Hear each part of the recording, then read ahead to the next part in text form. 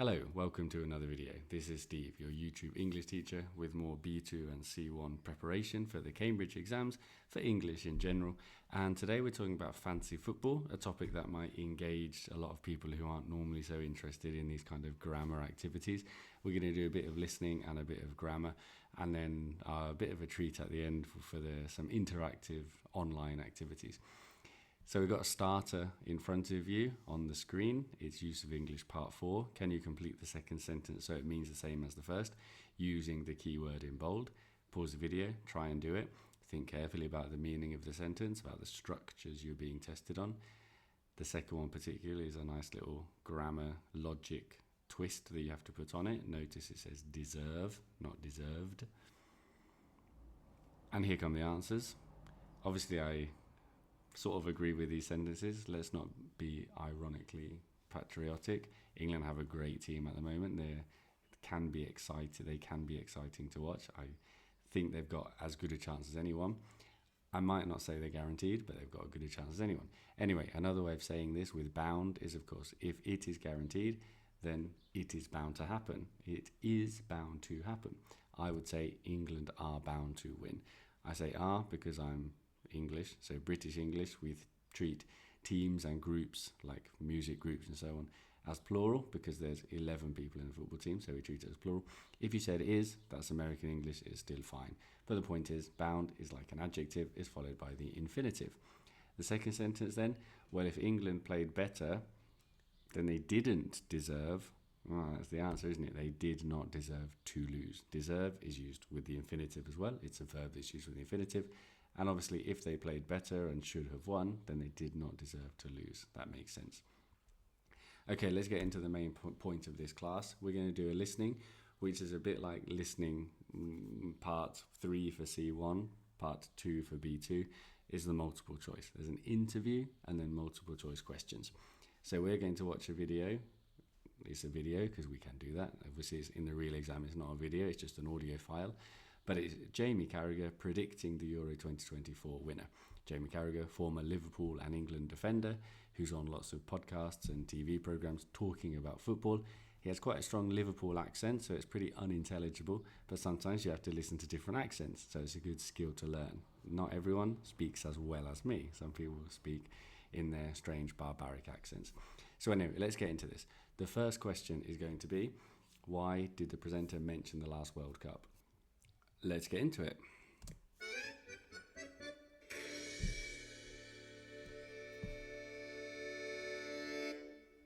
Hello, welcome to the Telegraph Studios, where we're joined by Jamie Carragher, Telegraph columnist, Liverpool legend, England international, and we're going to predict the whole tournament using the Telegraph's Euro 2024 predictor. Jamie did this with the equivalent for the last World Cup and got it absolutely spot on. Argentina did win it in the end. So, Jamie, let's see who you go for this time. Yeah, we'll see. Hopefully it's England, but let's see where we go. Okay, so That's it, that's number 1. If you need to repeat it, then go back 20 seconds and listen again. I'm not going to do it because I don't think that's necessary. You should have the answer being A. Jamie got it absolutely spot on. He predicted the winner last time, so it is A. Let's move on. Question 2. We're going to go through the groups for 5 more questions. Which reason does Jamie give for Germany winning Group A? And then we've got lots of typical football cliches, like experienced manager, an easy game, the home advantage. They're good in big, all typical things that he might say. Which one does he say? we start with Group A, and what we're going to do is we're going to put them in order. So we're not going to go through every fixture. We're going to put them in order, and then we'll go through the draw that way. So who do you see as top of Group A? I think Germany being at home, I think Nagelsmann, I think he's a top manager.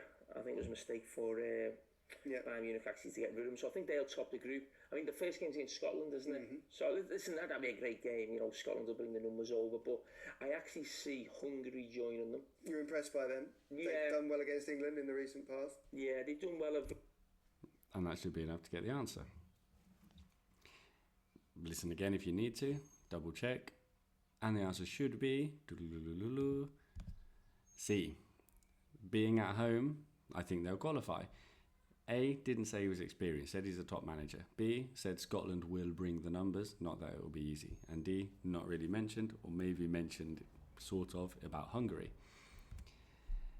Number 3. Group B, the group of death. Italy, Spain, Croatia, Albania. Why does Jamie say Italy might not qualify? Late, the Liverpool man somewhere. So Scotland are going out. Okay. Right, so in this, as we know in this competition, there's 4 third-place teams will get into the round of 16. We'll come to that later. Okay, Group B, this is a really tough group, and even Albania were undefeated in qualification. So when you take away the big 3 international sides they're up against, I think there's going to be just the nature of the strength of the group. There's going to be a lot of points dropped, I would imagine. I think this will go to the last game of the group, but. Yeah. I'm going to go for this is a tough one. I'm going to go for Spain. Okay. To top the group. I'm actually going to go Croatia second. The great Modric still playing at 38. He's older than Wayne Rooney. I mean, one of the greatest, one of the absolute greats that we've ever seen. I'll go Italy, Albania. Okay. Right, so that's probably one of the toughest groups.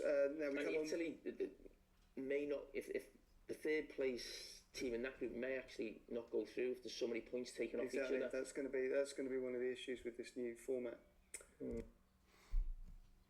Listen again if you want to. Maybe just do the last 20 seconds if you need a little clue there. Of course, the correct answer is, you know it, it is. It's B, isn't it? The third place team may not go through as there's so many points taken off each other. Basically, if you understand the format of this competition, Italy might be a better team, but they might go out because their group was more difficult, so they got less points in third place. That's what it means. Number 4, on to the group that will obviously give us the winner of the tournament. And this one's a quick and difficult one. What does Jamie accuse the presenter of with regards to England? Listen carefully. Okay, we go from one of the hardest groups to one of the one of the easiest groups. So, what do we think? Are England going to come top? There's a bit of complacency kicking in there, Sam. We're going to go England top the group. And then Denmark they've been good in qualification again. Yeah, I'm going to go with Denmark. I like Denmark. Listen again. You probably will need to, right from where I left it last time. One little phrase that will tell you the answer should be D. A bit of complacency kicking in there, Sam. If you're complacent, you're taking your success for granted. You're a bit arrogant, you're settled because you know it's going to be easy. B, they didn't say qualification was too easy. Qualification for the Euros, no, so it doesn't quite work. So it was D. Question 5. Oof, I've made this one far too complicated. The presenter is going to summarise Group D, which contains Australia, Netherlands, France, Poland. You need to choose which summary is correct. They are all slightly different. This is a little bit of a puzzle, but one of the teams is ranked highly, one of the teams is playing well with a new coach, one of the teams is doing well recently, one of the teams is good. Choose the correct summary based on what the presenter says. Go to the Netherlands, Austria, France, Poland. Again, this is a tough group. And Austria resurgent under Ralph Rangnick. Netherlands back in it. They're very high ranking. I think they're ranked about 7th in the world at the moment. And France, clearly beaten World Cup finalists, great side. And Poland, still strong, one of the strongest teams they've had in years. I'm going to go France. I think on paper. There you go. Listen again if you need to. But if you're paying attention, it should be quite easy. It is C. Austria resurgent under Ralph Rangnick. Resurgent means they're fighting back, doesn't it? Netherlands are ranked 7th. France were finalists in the last World Cup. They recently did well.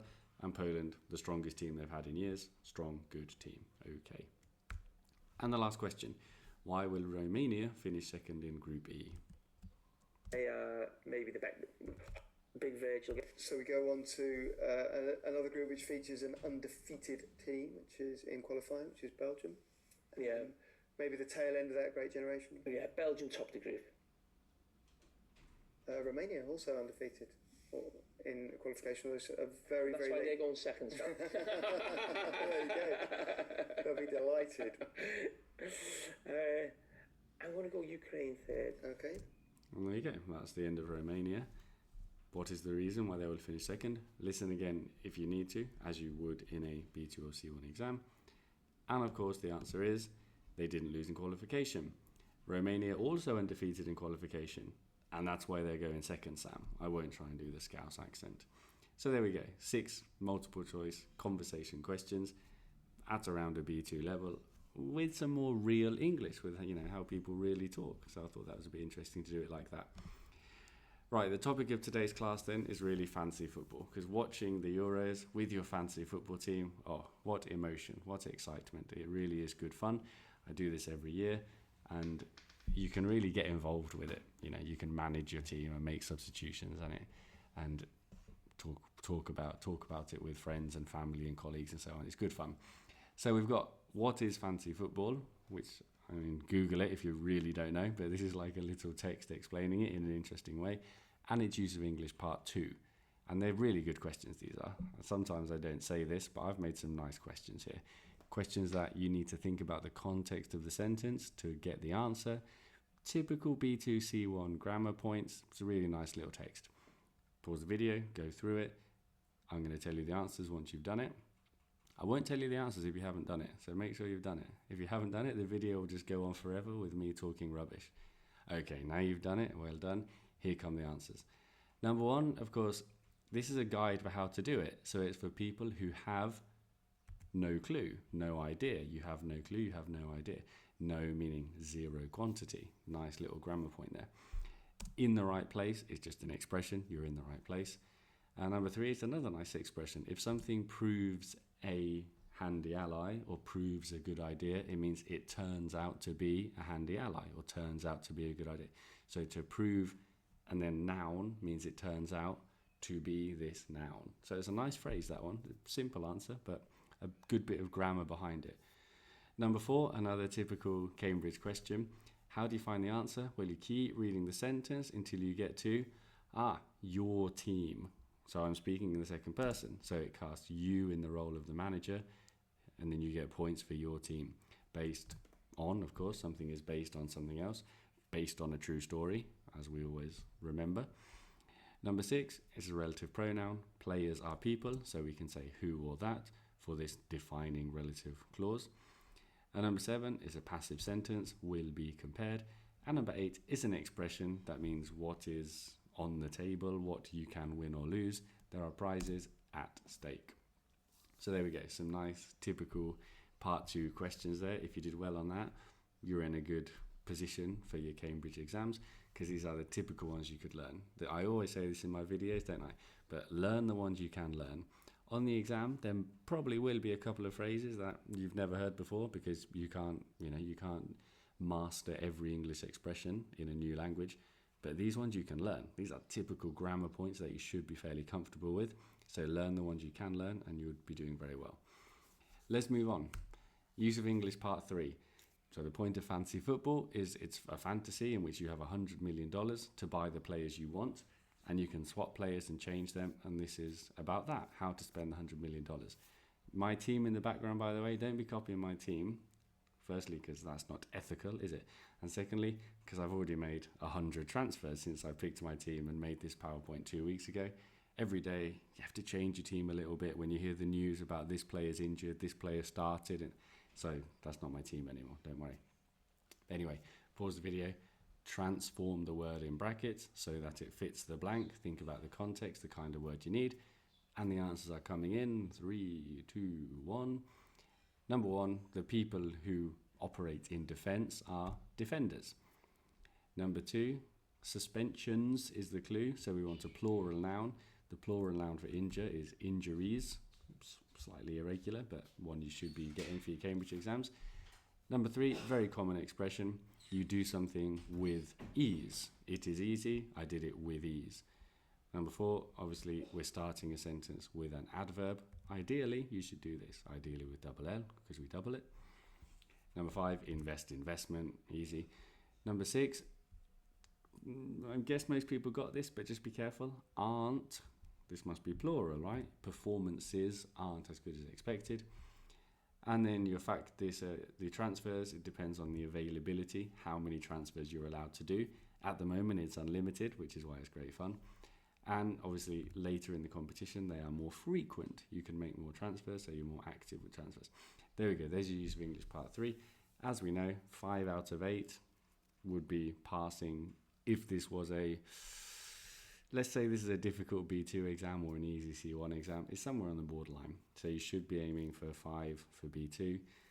If you get 4 or 5 for B2, you're good. If you get 6 or 7 for C1, you're good. Okay, we're finished with a bit of speaking as always. I'd like you to imagine that your class, your friends, your friend group is going to celebrate Euro 2024. Here are some different ways you could celebrate it. Talk together about how your class could celebrate Euro 2024. And watch my videos for speaking part 3, for the common mistakes, for tips for how to do it. But basically have this conversation with someone and say, well, I think playing fantasy football is great because it's very easy. It's a free website and you just choose your team and it's quite fun. And then you can talk to your friends about how you did. What do you think? Oh, I agree. Fantasy football is great. However, I don't think it would be a good idea to watch matches in class because that could be a bit boring, to be honest. Most of the class probably don't want to watch Croatia versus Albania, which is, no offence if anyone's from Croatia or Albania, but that's the match that happens to be on when we're in class and it's very long. Some people don't like it. Do you see what I mean? Yeah, I see what you mean. And you have this conversation for 2 minutes and then ideally you make a decision with 1 minute about the best way to celebrate Euro 2024, which is maybe playing a mini football tournament at break time. Yes, that's the best, isn't it? Because then everyone can get involved in some way and it's good for your health. And we can even have a little shirt of our country and it's a good little homage to Euro 2024. Okay, there's your speaking. Well done. Pause it, do it, have fun with it. To finish, well, here's my team. This was my team, as I said, it's completely changed. If you want to do what Jamie Carragher was doing in the video, then go to, just Google Telegraph Euro 2024 Predictor and do it yourself. If you want to do fancy football, like I've been talking about here, then go to the UEFA website and join it. And if there's any demand, we can make a league for my YouTube channel. Although I'm saying that, it's not going to happen. I made one at a school where we've got lots of kids in it, and it's always good fun. That one will have a prize. For anyone who beats me, there will be a prize, because no one will beat me, so it's great, it's no problem. But anyway, there we go. Bit of listening, bit of grammar about fantasy football. Hope it was interesting. If not, wait for the next video, it'll be about something else. Goodbye.